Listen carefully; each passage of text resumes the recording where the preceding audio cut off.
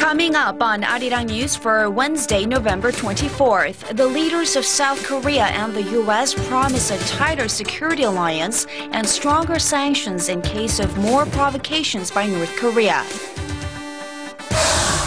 The South Korean military raises its surveillance alert to Watchcon 2. South Korean officials expect the impact of North Korea's attack on the South's economy and financial market to be short-lived. And a nuclear scientist says North Korea might have more uranium enrichment plants than the one it recently revealed. Welcome to Arirang News in Seoul. I'm Kang Cheri. And I'm Devin Whiting. South Korean President Lee Myung-bak was busy working the phone on Wednesday to discuss Tuesday's artillery attack by North Korea with the leaders of other allied countries, including the U.S. and Japan. He also called on his officials to review the need to change the rules of engagement with Pyongyang. Our presidential office correspondent Yoo Ji-hye has our top story. President Lee Myung-bak began his day by convening a senior secretaries meeting at the presidential office at around 8 a.m. local time to be briefed on the overnight situation and discuss countermeasures against North Korea's assault near the western maritime border. President Lee has canceled his entire schedule for today, except a meeting with Chairman of the Constitutional Court of the Russian Federation, Valery Zorkin. The Korean leader ordered his government to examine whether there is a need to change war regulations that could allow a more active confrontation against regional provocations and call for a thorough inspection on military strength of the westernmost 5 small islands located within close firing range of North Korea. He repeated his calls to take swift and reinforced measures against the North if the regime is to take further provocations, and instructed the Ministry of Public Administration and Security to look into ways of ensuring safety and accommodation for civilians on the islands. President Lee also had phone conversations with leaders of allied nations, including the U.S. and Japan, to affirm cooperation in dealing with the North. During almost an hour-and-a-half phone conversation, United States President Barack Obama and the Korean leader agreed to hold joint military exercises starting this Sunday and improve military training to continue the close security cooperation between the two allies. The U.S. president stressed the role of China, North Korea's closest ally and the only country with leverage on the North, in using its influence over the socialist partner to help ease tensions on the divided peninsula. China has not released a statement on its position over the Tuesday's incident.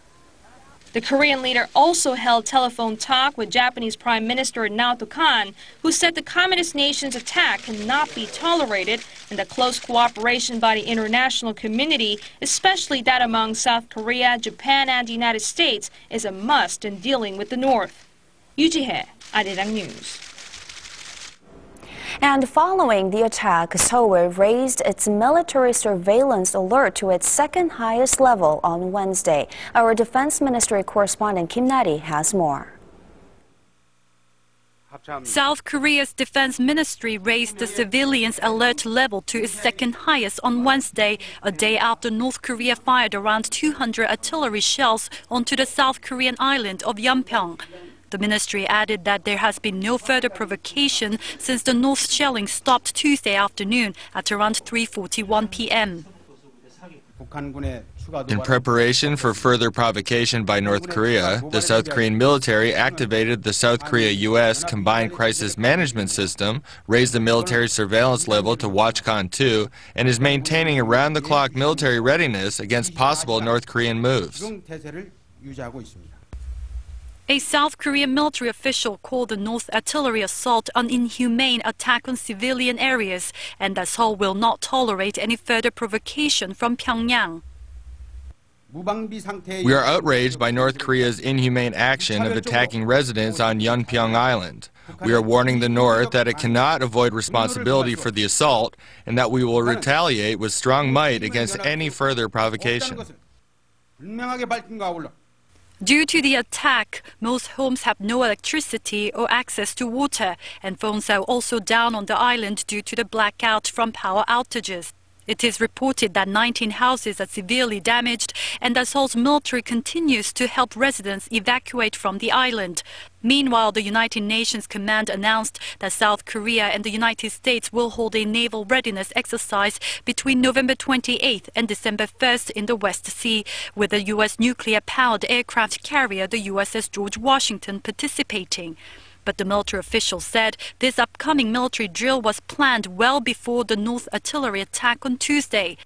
Over a phone conversation at midnight Wednesday, Korea time, South Korean Defense Minister Kim Tae-yong and U.S. Defense Secretary Robert Gates agreed to coordinate any response to North Korea's latest provocation, and Secretary Gates vowed to fully support South Korea in all ways possible.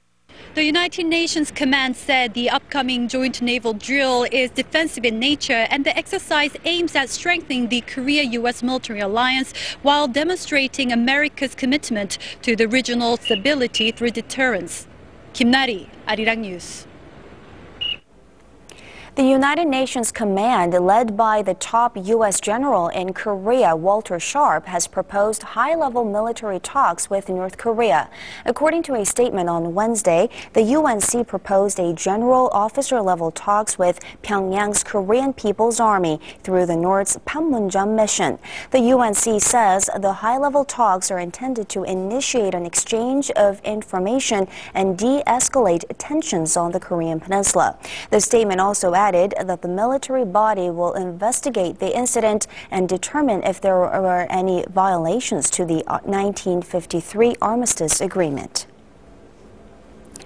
Seoul has suspended the transfer of aid in the form of foodstuffs and cement to the North's flood-stricken northwestern city of Sinuiju in response to Tuesday's attack. Seoul's Unification Ministry announced Wednesday that the South Korean Red Cross's delivery of 3,700 tons of cement and $506,000 worth of medical supplies currently in the Chinese border city of Dandong has been halted as of Wednesday. And nearly $2.4 million worth of private-led humanitarian aid for vulnerable people in the north, now awaiting transfer, has also been withheld. The South Korean government and financial authorities in the country held an emergency meeting Tuesday to discuss ways to minimize the impact North Korea's bombardment will have on the economy. Senior government officials said the impact will be temporary and pledged to take appropriate steps to absorb the external shock. Oh Jin-ju reports. How badly or by how much will North Korea's artillery assault on Tuesday affect the financial market in Korea? This obviously is one of the biggest concerns of investors both inside and outside of the country. Well, it appears that the impact will be rather temporary. The Korean government and financial authorities here in the nation say that although the incident might momentarily be perceived as a geopolitical risk factor, market conditions will gradually stabilize if there is no abrupt change in the current situation. During an emergency economic meeting on Wednesday, Vice Finance Minister Im Jong-ryong stressed that as the credibility of the Korean economy has improved greatly thanks to its steady economic recovery trend, fiscal soundness, and current account surplus, it has enough capability to absorb any external shocks.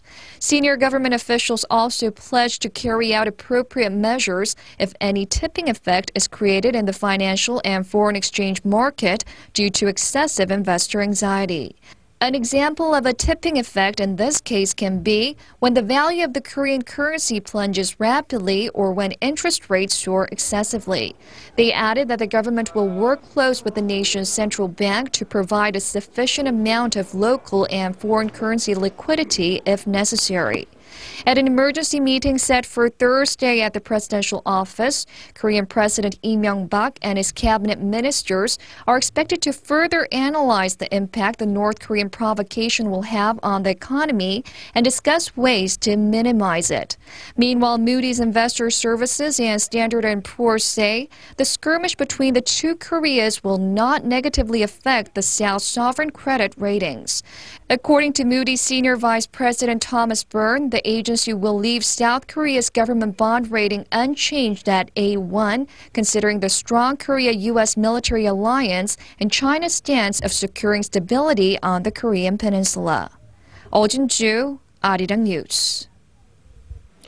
The international community is condemning North Korea's attack, and now leaders around the world are showing strong support for South Korea, hoping for stability on the peninsula. Lee Jun has more.